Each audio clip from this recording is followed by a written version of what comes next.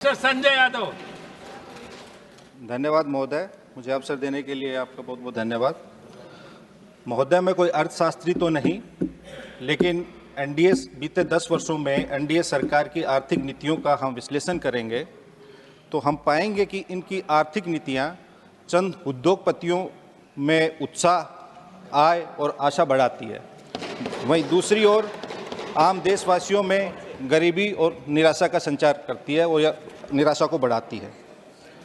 महोदय, इनकी आर्थिक नीतियां ऐसी हैं कि चंद उद्योगपतियों के उत्पाद हम सब 140 करोड़ भारतवासियों के घरों में आते हैं तो उद्योगपति अमीर से अमीर हो जाते हैं, वहीं दूसरी ओर ग्रामीणों के, किसानों के उत्पाद जैसे चीनी, दाल, गेहूं, चावल, सब्जी हम सब के घरों में जाते हैं तो वो किसान और ग्रामीण गरीब से गरीब होते जा रहे हैं।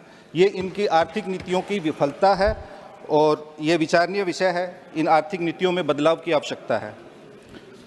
महोदय, जनसंख्या की दृष्टि से बिहार देश का तीसरा सबसे बड़ा राज्य है और सबसे अधिक युवा आबादी वाला भी प्रदेश है। बिहार में 15 वर्षों से अधिक एनडीए की सरकार है और दिल्ली में बीते 10 वर्षों से अधिक एनडीए की सरकार है। इस एनडीए सरकार ने बिहार को गरीबी, बेरोजगारी और पलायन का केंद्र बना दिया है। बिहार के किसानों की प्रति व्यक्ति आय देश में बिहार 28वें नंबर पे है और प्रति व्यक्ति आय में भी बिहार देश में सबसे नीचे है और गरीबी में भी बिहार सबसे नीचे है।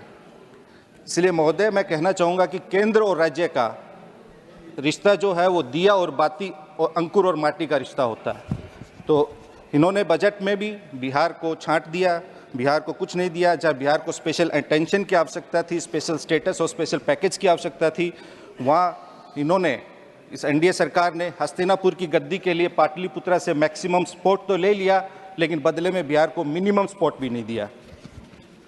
बिहार में ना तो उद्योग लगाने का जिक्र है, ना कोई इंडस्ट्री क्लस्टर लगाने का जिक्र है। ये बिहार का दुर्भाग्य है कि कपड़ा मंत्री भी बिहार से हैं। प्रधानमंत्री जी की एक योजना है पीएम मित्र मेगा टेक्सटाइल पार्क। पूरे देश में 7 राज्यों में पीएम मित्र मेगा टेक्सटाइल पार्क लगाने की योजना है, लेकिन बिहार में एक भी टेक्सटाइल पार्क का कोई जिक्र नहीं है कहीं भी। महोदय, माननीय वित्त मंत्री जी यहीं बैठी हुई हैं, उनके संज्ञान में कुछ आंकड़े लाना चाहूँगा। बिहार का सीडीआर, क्रेडिट डिपॉजिट रेशियो, देश में सबसे कम है। यानी बिहार के बिहारवासियों के, आम बिहारवासियों से बैंक, कमर्शियल बैंक सबसे ज़्यादा वहाँ डिपॉजिट होता है, लेकिन बदले में उनको कोई कर्ज और ऋण नहीं दिया जाता।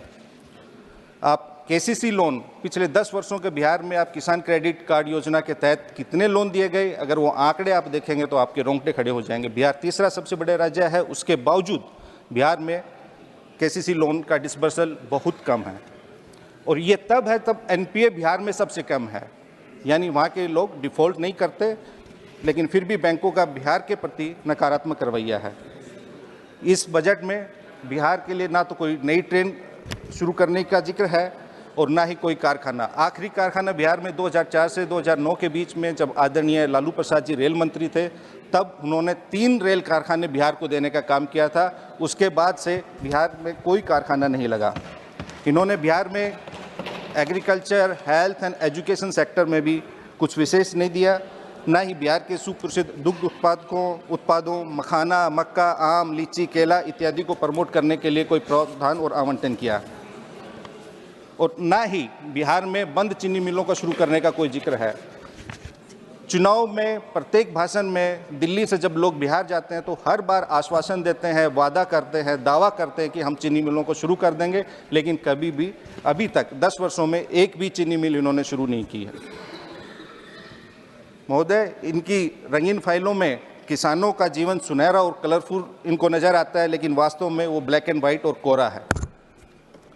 मैं सत्ता पक्ष के लोगों का वक्तव्य सुन रहा था, ये किसान के, आम आदमी के बारे में इतना कुछ कह रहे थे कि सब कुछ खुशहाल हो गया, संपन्न हो गया, किसान सर्वगुण संपन्न हो गया, उनमें इतनी खुशहाली आ गई, संपन्नता आ गई। लेकिन आप दिल पर हाथ रख के बताइए, क्या आप अपने किसी परिवार में परिजनों को, बेटों को, बेटियों को किसान बनाना चाहेंगे?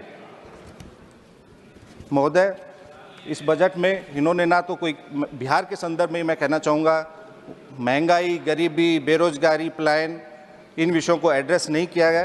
अतः मैं कहना चाहूँगा कि बिहार के बारे में आप विशेष ध्यान दीजिए। आपको बिहार से विशेष समर्थन भी मिला है, आप मैक्सिमम सांसद भी आपके चुन के आए हैं। थैंक यू महोदय।